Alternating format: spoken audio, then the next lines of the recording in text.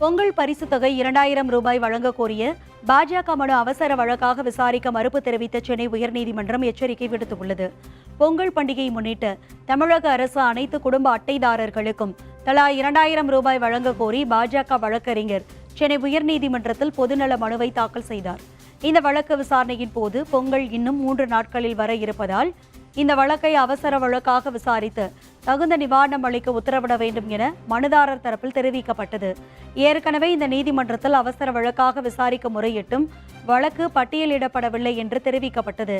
அப்போது குறிப்பிட்ட தலைமை நீதிபதி ஸ்ரீராம் ஏற்கனவே இந்த மனுவில் அவசர வழக்காக விசாரிக்க எந்தவிதமான முகாந்திரமும் இல்லை என்று நிராகரித்த பிறகும் மீண்டும் இந்த மனுவை அவசர வழக்காக விசாரிக்க கூறுவதை ஏற்க முடியாது என்றும் இதுபோன்று தொடர்ந்து அவசர வழக்காக விசாரிக்க முறையிட்டால் மனுதாரருக்கு எதிராக அபராதம் விதிக்கப்படும் என்று கூறி இந்த பொதுநல மனுவை அவசர வழக்காக விசாரிக்க முடியாது என்று மனுதாரரின் கோரிக்கையை நீதிபதி நிராகரித்து உத்தரவிட்டார்.